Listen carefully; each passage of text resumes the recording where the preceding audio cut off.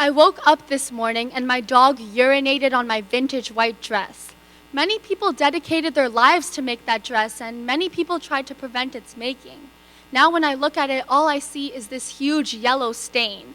It's been spoiled by pee that stems from bacteria and all things that are bad. But no one says anything, though, because she's just a hopeless teenager. Hopeless puppy. She hasn't been trained to dismember discriminatory infrastructures.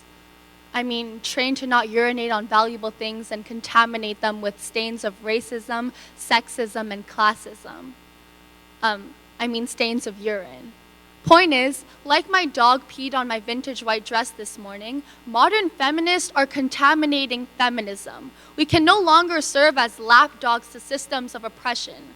The modern feminist movement is counterintuitive to social justice because of prejudices echoed through the practicing of white feminism, liberal feminism, and bimbo feminism.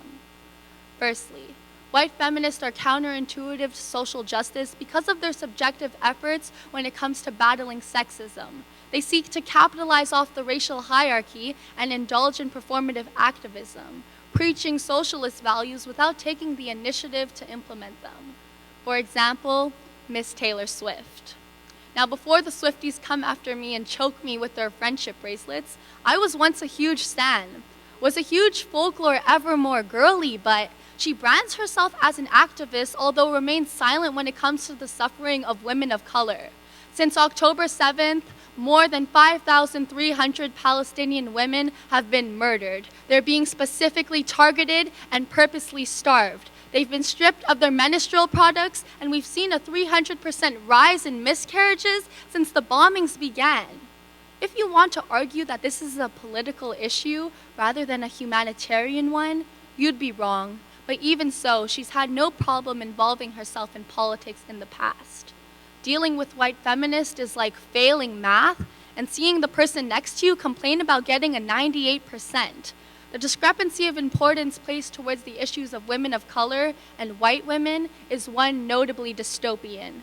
An intersectional approach to feminism recognizes that oppression is depicted as a web, and people can face multiple forms of discrimination at once. It's imperative to the feminist movement to not silence these voices, but to understand that their liberation creates a ripple effect of positivity towards us all.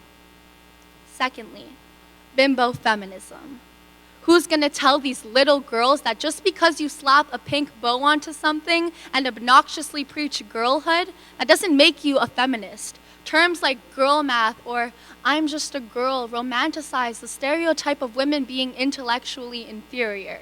Making an entire sub-ideology for being bad at math and claiming that it's female empowerment is mind-numbingly disingenuous. You also can't spend your life savings at Sephora buying each shade of Dior lip oil and then recover by saying, yeah, but I'm just a girl. Many apologists for bimbo feminism say that bimbo feminists aren't harming anyone by creating an anti-intellectual lifestyle, that their consumption of material luxuries is empowering. However, if they are so intellectually inferior and I'm just a girl, women who are privileged adopting this mindset can deny culpability for the ways in which she harms women who are not of her social standing. This isn't a collectivistic nor intersectional approach to feminism. It's all about egotistically empowering the self. Lastly, liberal feminists recognize that sex working and the pornography industry are built off the exploitation of women's bodies, although they believe that we should utilize the cards we've been dealt and view it as female empowerment. My issue is that we've normalized these concepts as if they directly benefit women. Girls as young as the age of 18 being lured into a trap of self-employment and female empowerment by multi-million-dollar corporations isn't something I as a feminist do, nor will I ever stand for. The objectification and exploitation of women through industries that idealize harmful gender dynamics can lead to the perpetuation of rape culture and reinforce harmful societal norms. It's important to consider the broader implications and consequences of our actions and choices, especially when they involve systems that endanger women. We must ensure that we aren't inadvertently contributing to the very systems we seek to dismantle. So to conclude, The mainstreaming of feminism is good, although we cannot allow oppressional infrastructures to infiltrate our spread for justice. Change requires determination and action.